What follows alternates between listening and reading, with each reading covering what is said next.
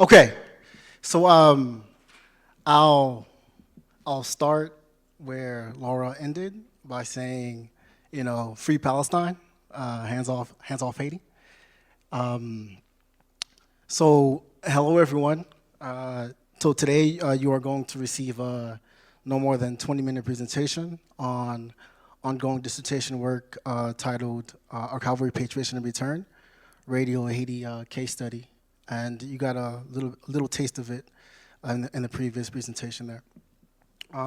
The presentation is bounded by a case study that I am pursuing, examining how three different groups view the repatriation and return of the archive, which the Rubenstein Library at Duke currently houses, to Haitians. And here I intentionally use Haitians to encompass return to Haiti and the Haitian diaspora. The three groups are: one, the individuals, archivists, and information professionals who helped to bring the archive to the library at Duke and or worked on the archive. Two, members of the diaspora affiliated with or who have worked with Radio Haïti-Inter or Radio Haïti-Inter and or engaged with the Radio Haiti archive. And three, archivists, information professionals, and cultural keepers in Haiti. For today's presentations, I will track some trends with an emphasis on archival repatriation, diasporic archives, and diaspora archives, and suggest that a full understanding of repatriation is insufficient and incomplete without examining the role diasporic communities play as actors in such efforts. Then I will switch to the bounding and defining of the case study and end with some preliminary findings from the first group, the individuals, archivists, and information professionals who helped to bring the archive to the library and or worked on the archive. And I will pass the microphone along. So there should be two images on top there, which aren't visible, which is okay. It's okay. So in 2013, Michelle Montas donated the Radio Haiti archive to the Rubenstein Library.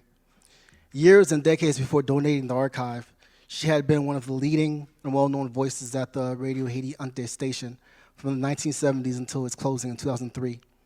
She had spent approximately 3 decades on the airwaves, largely in Haiti and sometimes in exile and amongst the diaspora, aiming and desiring to have her fellow Haitian compatriots move towards reaching their full human and civic potential. This aim and desire happened alongside Jean-Dominique, her late husband, who founded Radio Haiti in the late 60s, early 1970s, and numerous other Radio Haiti journalists and workers. In the vein of the Haitian nation, the station was a medium calling for and demanding social change, democracy, and the ongoing and unfinished projects of liberation and empowerment of the nation from larger oppressive internal and external forces, as Laura has outlined.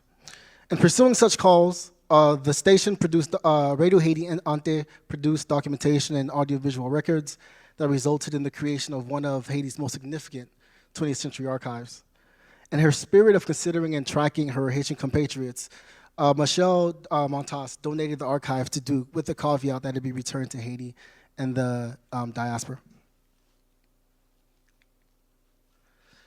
So to begin, archival repatriation is receiving growing attention from the library and information science and archival field and broader public. Yet empirical research on what is a complex endeavor occurring across various temporal, spatial, geographic, historical, and political contexts remains limited. Due in part to the lack of studies, many proponents of repatriation and return are unable to point to and move towards such efforts, and therefore stall in pursuing such actions. The purpose of this research is to understand the various perspectives on repatriating and returning the archive and what role the Haitian diaspora plays in such efforts. The research aims to better inform how to understand the role diaspora communities play in such efforts, produce empirical data about archival repatriation, and contribute to a body of knowledge, opening the doors to further research opportunities and offering more practical solutions. And keeping track of some of the trends, scholars focused specifically on repatriation have noted the dearth of studies on the topic. Although the scholarship offers important roadmaps, it remains necessary to craft a review of the literature around how the issue has specifically been raised with respect to diasporic communities. In line with such an aim, I suggest that a full understanding is incomplete without examining the role diasporic communities play as actors.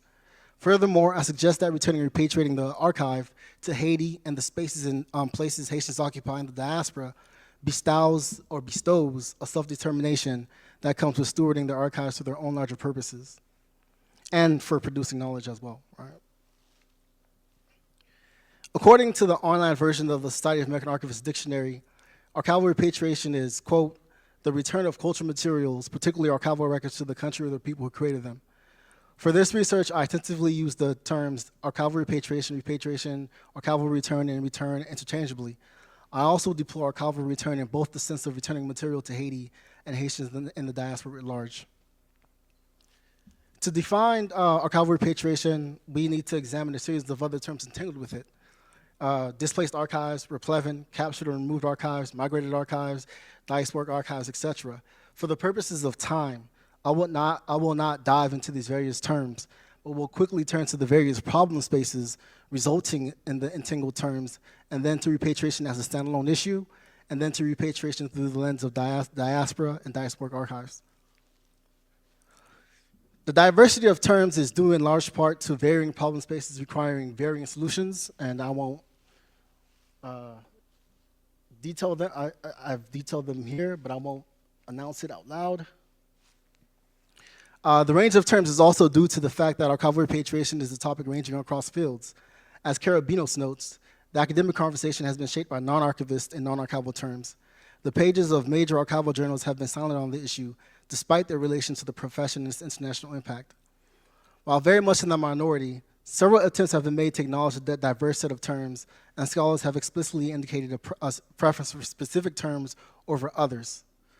I tentatively use the conceptual lens of diaspora archives, which along with the lenses of critical archival studies and anti-colonial archivy, provides a framework for thinking and tracking the conditions that resulted in the arrival of and need to repatriate and return archives like the Radio Haiti archive. So as a standalone topic, archival repatriation is one of the most commonly used terms in the literature, but scholars rarely explicitly provide a definition. At times, authors use repatriation, return, and restitution interchangeably, even after explicitly distinguishing the terms. Some authors note the sometimes lack of clear distinction between the terms.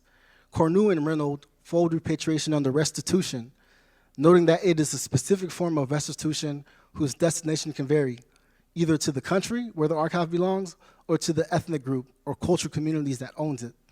The term is most often used in the context of claims by indigenous peoples.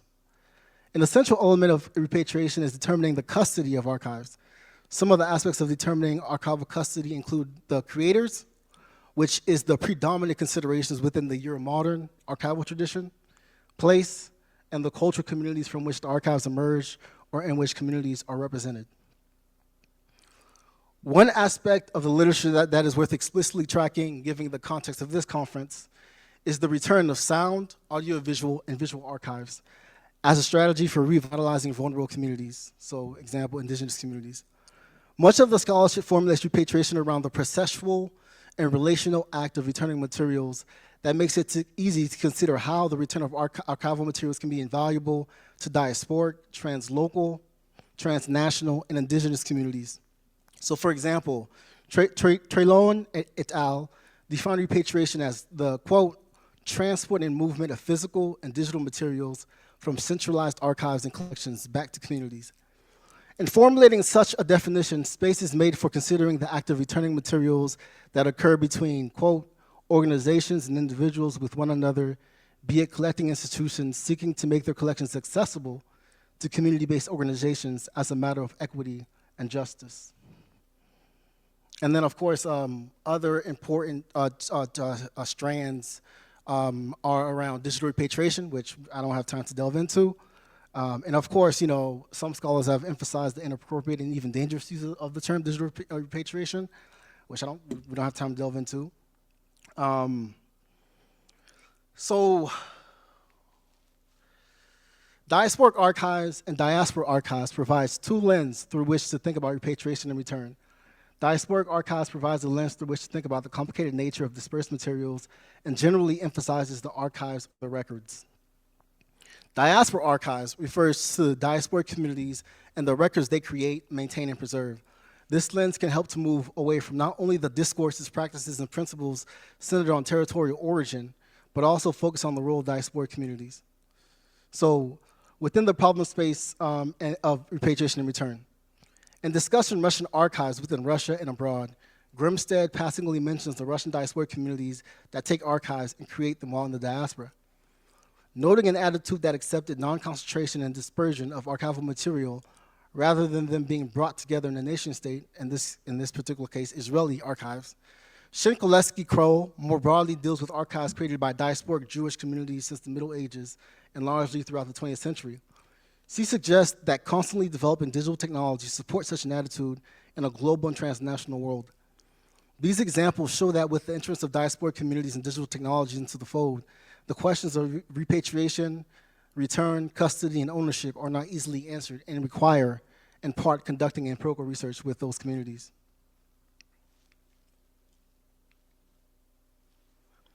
In light of sharing some of the trends of archival repatriation and return, I am pursuing an empirical study examining the various perspectives on repatriating and returning the archive and the role that diaspora plays, Haitian diaspora plays.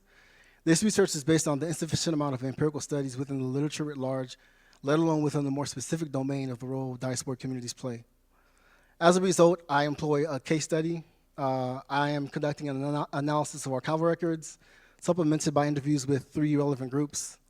The individuals, archivists, and information professionals who help to bring the archive, members of the Haitian diaspora, affiliated with Radio Haïti-Inter or affiliated with the Radio Haiti Archive, and then members of the information profession, art and archivists, and cultural keepers in Haiti. So I'll go ahead and end with some preliminary findings from the first group, the individuals, archivists, and information professionals who helped to bring the archive to the Rubenstein Library and/or worked on the archive. And none of them happen to be here, yeah, none of them happen to be here. Okay. So I will specifically focus on findings around a couple of interviews' perspectives on the 3 core research concerns. 1, conceptualizing archival repatriation and return. 2, archival custody. And 3, the role the Haitian diaspora plays.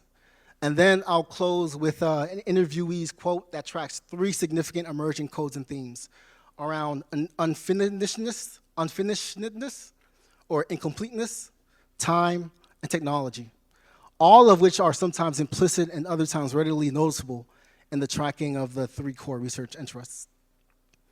So, on conceptualizing archival repatriation and return, some interviewees revealed a pragmatic and processual orientation. So, A1, and here I've anonymized some of the interviewees.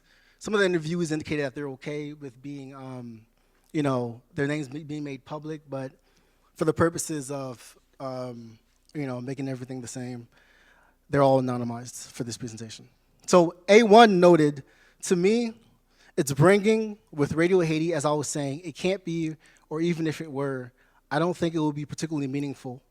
It doesn't necessarily mean physical repatriation, because then you would have a bunch of, moldy, decaying tapes in Haiti. And so to me, it was always to bring Radio Haiti home. And by bringing Radio Haiti home, I meant making the audio as accessible to as many people as possible in as many ways as possible, end quote. They go on to note the various professional, technical, and technological efforts that went towards working to make the archive accessible online and offline. And they provide some examples: the Duke Digital Repository, social media sites such as Facebook and Twitter, outreach to various radio stations, traveling to Haiti to hand out flash drives that contained parts of the collection, trips, some of which were ultimately forestalled due to, in their words, quote, the ongoing conditions and phenomenon that Radio Haiti reported on still being ongoing, right? So this is the mix of internal and external forces, including U.S. involvement in Haiti, internal corruption, anti-democratic forces, et cetera, ongoing insecurity, as they say in Haitian Creole, et cetera. A1 goes on to account for and feature not only the archive, but the people within the problem space of repatriation and return, noting, quote, it's a balance between what we might all want in a perfect world versus what is feasible and practical, and frankly safe, not only for the collections, whatever, but for the people. The people working on these collections aren't safe. I don't want anybody risking their actual mortal life to process an archival collection or pick it up from the airport. Interviewees also made other key distinctions. Ruminating on how to define archival repatriation and return, A2 noted, when it happens, that's the nature of it. You're returning things to its point of origin. In a sense, it also implies that there was a certain justice involved in that. So it's more than just them being returned. They're being returned for a reason. They're being returned because they've been taken, and that is commonly seen as an injustice. So in returning them, you're working for a justice, you're working for that to happen. Distinguishing the different components of the Radio Haiti archive, audiovisual materials from the paper manuscript materials, A3 notes, quote, if what we're doing here is taking this to the conclusion of what we would do with the Radio Haiti records, I think if we're talking about the recordings, which is really the part I can talk about, I would say the value of giving the tapes back would be interesting. I don't know exactly what could be done with them. I don't know what the purpose would be, honestly, at this point. They've been digitized. I would say that for any of our stuff, especially magnetic media, because it just deteriorates so quickly. And with Radio Haiti, we made such an effort to make it digital quickly and get it out there publicly. Again, more work could be done on that. Interviewees also shared their perspectives on the Rubenstein Library being the custodian and physical location of the Radio Haiti archive. A1 noted, I mean, my first thought is that it's not my place to adjudicate that, and that this was a choice that Michel Montas and Gigi Dominique made for, I think, a series of very practical reasons. It's a question that I kind of had a lot, which was just sort of what does it mean for this collection of Haitian national heritage to be in the United States at a predominantly white institution, at a university named after people who made their money on tobacco. And that doesn't always feel great. On the other hand, it's a means to an end. I want to emphasize that. It's a means to an end, which is that Radio Haiti being digitized and available online makes it much more accessible, end quote. A2 notes, I think overall I'm very pleased with it. I think from the beginning there was always pushback, right, about the materials coming to Duke because Duke is a white Southern institution. It could be framed as not necessarily Haiti-friendly because it's part of a white power structure that dominates the United States culture and politics, which is a system that that's proven damaging to Haiti again and again. A3 notes, I don't know if I have this one up. I don't think I have, okay. A3 notes, so I think the people who are like, hey, quote, hey, why is this at Duke? I personally sympathize. I think it overlooks that Duke had been aggressively collecting human rights materials and evidence, including Haitian materials for a while. But everybody I know who worked on the project really believed in getting the materials to Haiti.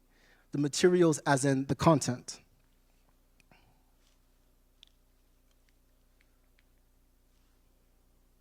And tracking the role the Haitian diaspora plays in return efforts and beyond, this small but high-quality set of interviewees had a range of responses from the involvement of individuals and members of the Haitian diaspora within the paradigm of a digital return that is processual and ongoing, to an openness toward thinking about what role Haitian diaspora culture and knowledge organizations could play in the digital and physical return of material. Noting that meaningful return requires an order of operations, several ingredients that includes and involves archival processing, representation, and description work. So a very prominent example of that is the creation of the trilingual metadata, Haitian, Creole, French, and English. A1 notes different levels of Haitian diaspora participation. This includes Michel Montas and Gigi Dominique, both the members of the Haitian diaspora and central actors who ultimately began the whole process. A1 bringing on student assistants who were largely members of the Haitian diaspora to help with descriptive work. Iterative outreach with Haitian diaspora culture communities throughout North America, both in Canada and in the U.S., and a general reliance on word of mouth about the project, and that much of the project is searchable, reveals, quote, repatriation and return as a perpetual process of people just continuing to share and spread the project, end quote. And considering the return of physical materials to Haitian diaspora culture institutions, A2 notes, quote, so we could repatriate not only to Haiti, but we could repatriate to places with significant Haitian populations. I think the group would have to be a pretty formalized group with some sort of archival structure. If you want the tapes to live, If you want them to keep living, you might not because they're digitized now. And like I was saying, they don't have much of a life in terms of they're degrading. They're deteriorating like they would anywhere, but they're doing it probably more slowly at our library service center.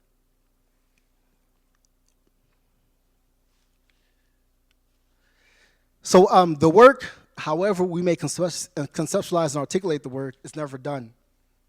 And with that, I'll end with an interviewee quote highlighting 3 other significant preliminary codes themes emerging from the data and interviewee perspective. Towards the end of our conversation, A1 noted, quote, "The project feels unfinished because the last stage of the project was always called bringing Radio home, bringing Radio Haiti home. That was part 2 of the project, and we never got to finish doing it because it was never the right time. And it is just increasingly never the right time. Actually, it's a fun thing to think about, maybe. There will be some other technology. Maybe it's not going to be flash drives at all, or maybe it's going to be, I don't know. Maybe when the time comes, we're going to have to reformulate what we do." And I'll end there.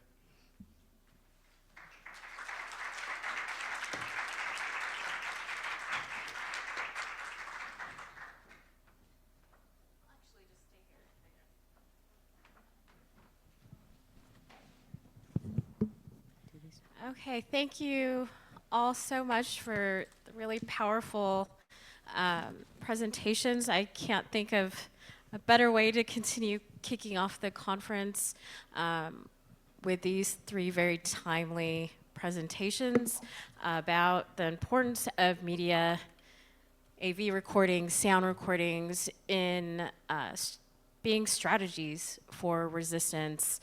I wanted to see if there was any questions. Do we have any questions over Zoom first? Okay. Did want to invite questions from all of you here in the room as well. And if you have questions for each other too, I think, you know, as I was listening to Rachel, Laura, and Sony talking, I was kind of jotting down some connective threads in terms of, you know, working in participatory archival projects and knowing that each community member, as so brilliantly illustrated in Sony's presentation, where everyone has different interpretations of, you know, all kinds of archival, all the steps in archival workflow, whether it's access or actual repatriation. How do you navigate those challenges of trying to prioritize different community members, you know, not just their wants and needs, but also their understanding of sometimes the limitations placed on archival collections and our capabilities with time and technology. So I wanted to see all of you, if you had any perspectives to lend to people who are trying to plan collaborative or participatory projects with sometimes members of the same community or different communities who were involved in the creation of sound recordings. Yeah, and I'm also thinking about that within the context of like larger structural and systemic forces, both within the data that I've collected, some of which I didn't share, where I think interviewers were also talking about like the neoliberal context in which they were working, right? But with that said, I want to pass it off to Laura first, maybe. This is on? It is? You can hear me? Okay. I mean, early on in the project, I think for people who aren't in this world, and to be fair, I wasn't in this world. I'm not a trained archivist. I'm certainly not a trained audiovisual archivist. So I was kind of learning as I went along. I think there, as many of you know, there's sort of an expectation that digitization is easy and quick, and that you can just digitize it and then put it online. And one of the things that was actually really persuasive early on, because I remember in 2016, I gave a presentation on the project in Brooklyn, and there were some Haitian elders, you know, people in their 60s, 70s, who were sort of like, when's it gonna be available? And we really, which is exciting, because people really want it, people are excited about it, but also I'm like, oh my God. And that picture that I showed, that like before and after of the same tape, was really persuasive. People were like, oh, and you have thousands of these. And that, you know, it's not just a matter of getting the materials and digitizing them all in one fell swoop. This is actually a really slow, intensive process. So that actually cleared up a lot of things. And I would say the fact that we kind of decided, again, to do it iteratively. So we would get batches of digitized audio back from our external vendor, and then I would start, you know, working on the descriptions, I would process them, and then we were putting them online in batches. So people didn't have to wait 4 years till the project was done. They, you know, would say there's, you know, 100 up, now there's another 500 up, and we could sort of do it that way. And which also got, you know, word of mouth and got people kind of knowing about the project, talking about the project. And you asked about time. I mean, the sort of thing that, you know, that was honestly hard for me to even understand is I was working at Duke, which, as I mentioned, is an institution with a multi-billion-dollar endowment, and yet I was the only full-time staff member on this project. And there was not money allocated to hire anyone else as a full-time staff member, or to have an intern who was, say, a graduate student who was knowledgeable about the material, who could have done maybe more intensive work than my undergrad assistants, who were great, but who, you know, are undergrads who, you know, have their own course of study, who aren't, you know, who speak Creole, but who are not necessarily subject experts. And so people would sort of be like, why is this not happening faster? Why, you know, and the fact that repatriation was always a priority for me, and increasingly became a priority for my colleagues who were working, you know, part-time on the project, like the AV archivist, who was like 20% on this project. But it was really, the emphasis was always like, don't let this distract you from the processing. Your job is to process the archive. And processing the archive was really, really hard, because it was paid through a grant, and I knew that it was gonna, you know, as I've said before, turn into a pumpkin at the stroke of midnight when the grant ended. And so I was trying to get as many done as I could every single day, and also thinking about, okay, and I need to make sure that I'm doing outreach, and that I'm on social media, and that I plan this trip to Haiti.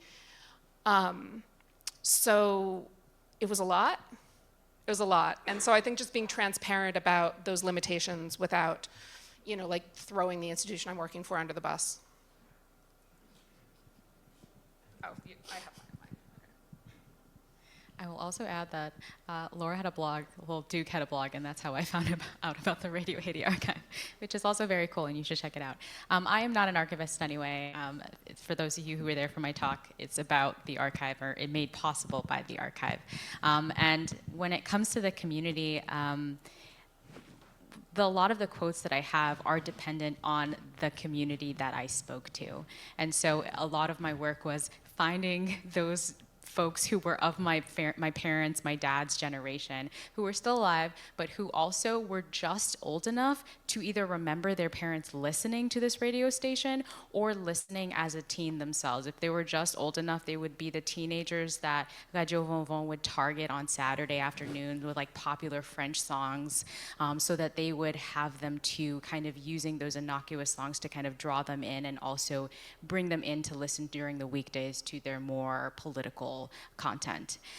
So in this way, community for me was incredibly important, because without them, then I wouldn't understand why radio was so important during this period, and I wouldn't also understand the impact of what Rumor was doing during this time, like how the stations were utilizing it on the ground. So I can say that. And so for me, it was about how oral histories functioned as an archive.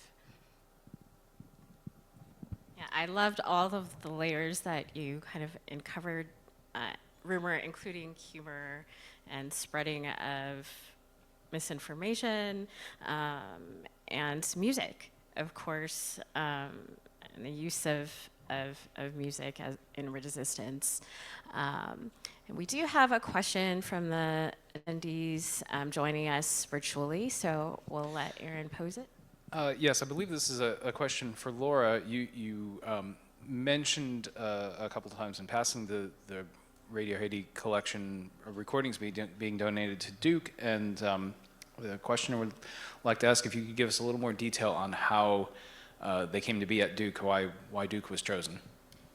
Yeah, so I should preface this by saying that I wasn't at Duke yet when this happened. I was hired after the donation had already happened. So I was not involved in the acquisition of the collection, but I can tell you what I know. What I know is that Michel Montas and Gigi Dominique were looking for an institution that would take on this very large audio collection that is not digitized, or that had not been digitized, that was not in English, all of which I think are big red flags to a lot of institutions that look at that and say, that's going to be a lot of work and a lot of money, and we're not going to do it, no matter how interesting we find it. And I think that was sort of their experience. There are institutions that passed on it, I think for those reasons. And so as Sony mentioned briefly, there are several Haiti-related collections that are part of the larger Human Rights Archive at Duke. And one of those is the National Coalition of Haitian Rights. And if I recall correctly, the director of the National Coalition for Haitian Rights, Jocelyn McCalla, suggested to Michel, why don't you check Duke and see if they would take this on. And I think even Duke probably had some apprehensions at the beginning and saying, okay, this is a really big undertaking. There were also some prominent scholars of Haiti at Duke who sort of said, this is worth it. This is a really, really important collection. This is, maybe the most comprehensive collection of 20th century Haitian history. This is something that you should do. And so it was. That's as I understand it. But again, I was not involved in that. Oh, thank you. Hi. First of all, I just want to thank all of you. This is really fascinating and great work. And also, I want to reinforce or affirm the importance of the trilingual metadata. So important and so great, and I wish more people were thinking about that. So I'm glad that it sounds like from the ground level that's being integrated into the project. So I'm really excited about that. I wondered if any of you could speak to, because Radio Cuba was mentioned, it made me wonder if anyone had come upon research about radio or political ties in the Dominican Republic. And because there are so many families that have, don't even really consider the Dominican Republic diaspora necessarily, because there is a lot of flow across the border. I'm just kind of wondering if that relationship, which is so complex on its own between the Dominican Republic and Haiti, if that has come up, and if so, how, and excuse me, whether any of the people who were involved, the participants, mentioned that, or if it came up in your research.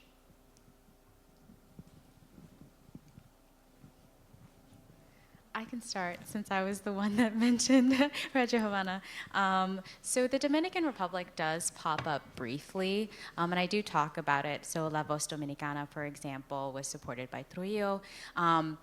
Primarily because of the rivalry initially in 1959, the late 1950s, between Trujillo and Duvalier, before Duvalier was able to use foreign relations to establish a kind of stalemate that ultimately ended the early years of the radio wars against Duvalier. And so La Voz Dominicana would broadcast, especially in 1958, programming, anti-Duvalier programming, and would instigate at least rumors about a clandestine station, Port-au-Prince. Did anyone find it? Absolutely not. But there were rumors, and perhaps people were listening, but we just don't have any anecdotal evidence or anyone who's surviving that has talked about it. But also, I think it was Jennifer Gasson, like a scholar, who has pointed out that Duvalier was also very paranoid about the press because he himself had experience within the press, and he watched his predecessors have to deal with uprisings that were broadcasted on the radio and also within the Dominican Republic. Primarily, for example, Magloire himself had to deal with opponents who would go to the Dominican Republic on La Voz Dominicana to broadcast and to talk about whatever issues, air whatever issues that they wanted to discuss from a distance, a safe distance, in order to avoid the press censorships that even Magloire himself during his later years would establish in order to attempt to become a dictator. It didn't work out, but Duvalier did succeed where he failed. So those are two instances where I have seen a relationship between the Dominican Republic and Haiti, but I don't necessarily research a later period. Yeah, I haven't, but after your question, I'm interested in digging further. Possibly, maybe as I continue to interview folks, it might come up, but so far that hasn't come up.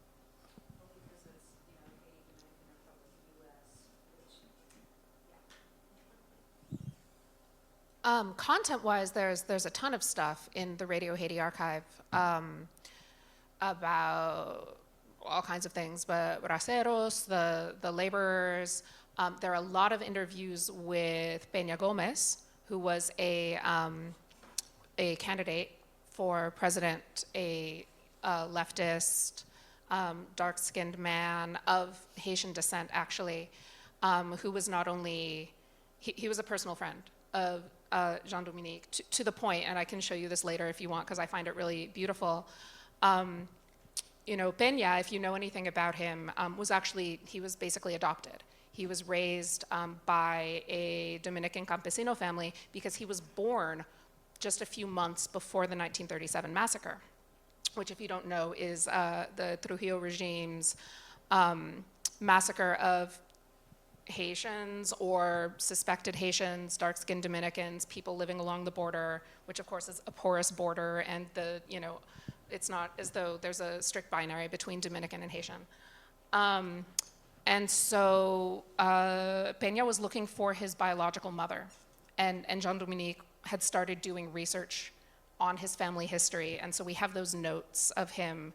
And then when the Duvalier regime cracked down on Radio Haiti in 1980, that project kind of came to a standstill. But yeah, there was always a lot of communication, certainly with,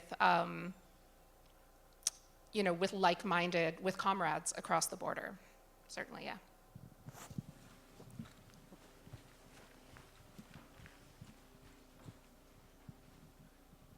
Hi. Well, thank you for all your work.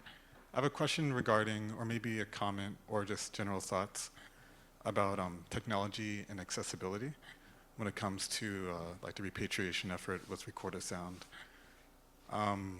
So I did some reading about this as well, and there was a chapter in the Oxford Handbook on Musical Repatriation where they were repatriating Haitian folk music recorded by Alan Lomax to like Haiti post-earthquake.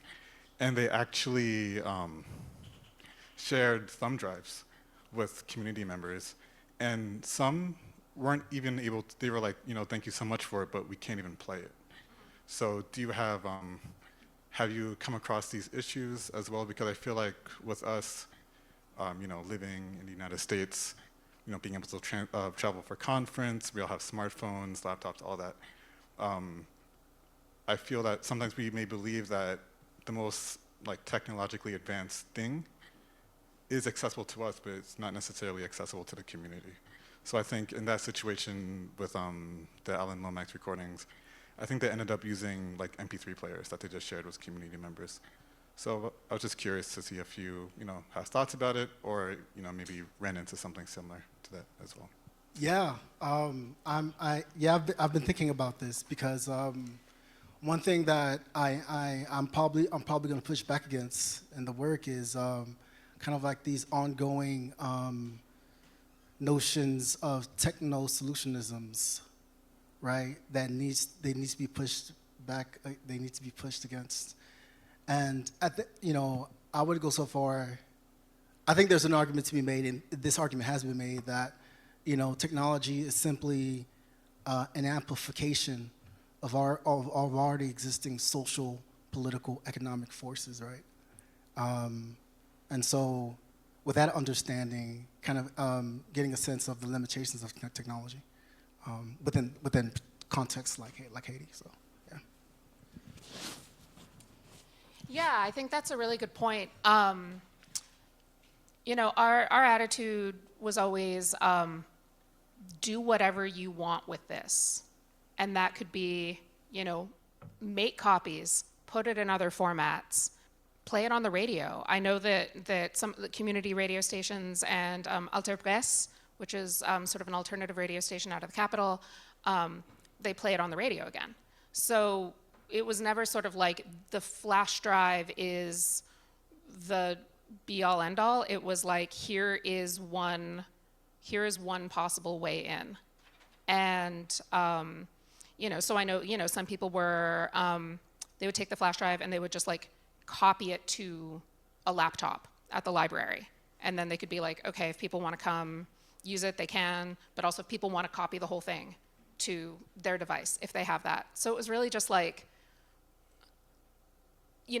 other thing I would say is people are very innovative. One of the stories about Radio Haiti in the 70s was when Radio Haiti was getting started, church groups, US missionary groups had distributed radios to Haiti, but they were locked. They were locked to evangelical stations so that you could only get those.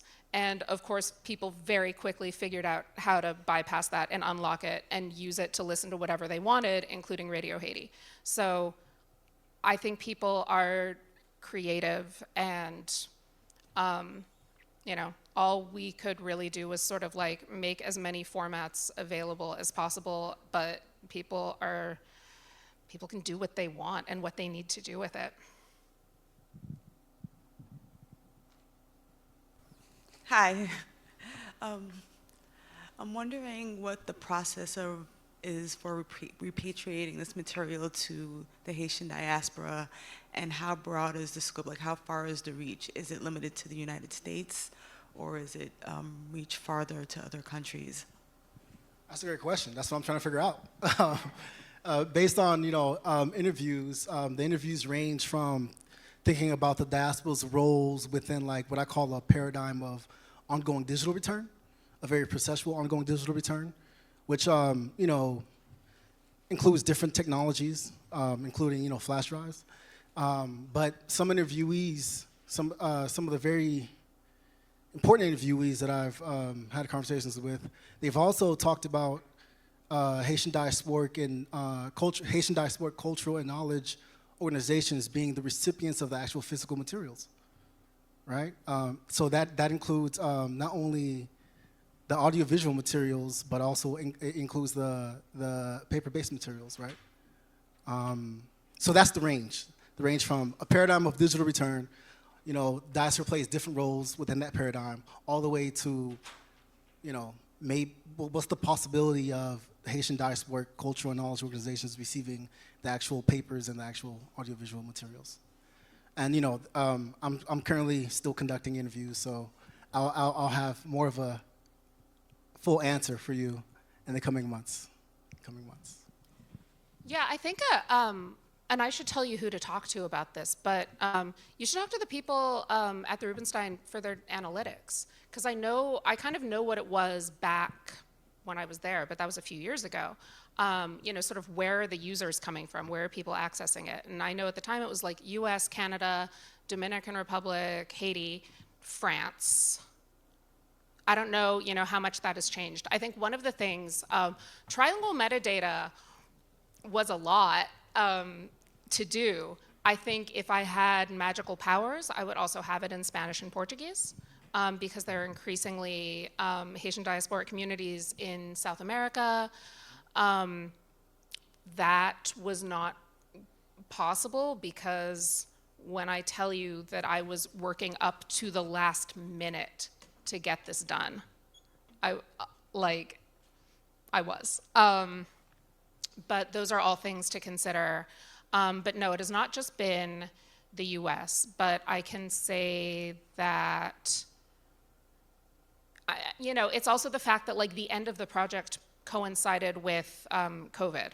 So it was sort of like, there was this hope, okay, we're gonna like do this big push, and then it just all kind of, you know, fell apart. And I'm not an employee, you know, everything that I do now is as a volunteer. So, but I mean, I think it would be great. I think it would be great to, you know, go beyond the US and Canada, which is sort of Montreal, which is sort of where I focus so far, and go elsewhere. And of course, Haiti, but like as far as the diaspora goes, US and Canada. But certainly people are using it in other countries. Well, I think we're at just about time. I did want to take this opportunity to mention Library of Congress's Radio Preservation Task Force. I placed some flyers on the table. The database has been revamped. It's a little easier to find collections, whether you're researching Haitian radio or other types of broadcasts, and where those collections are stored. But most importantly, I think everyone up here would emphasize support of community radio, especially Whoop, whoop. That's a yes. right now. And if you're a preservationist like me, if you're an archivist, volunteer at the stations, help them preserve their recordings, because it's something, even if they're thinking about it, they don't have the capacity to do, whether it's years of tapes or digital files. That's what we can do to help ensure these important places stay intact and that their history remains intact. So thank you all again for coming, and welcome to ARSC, all of you.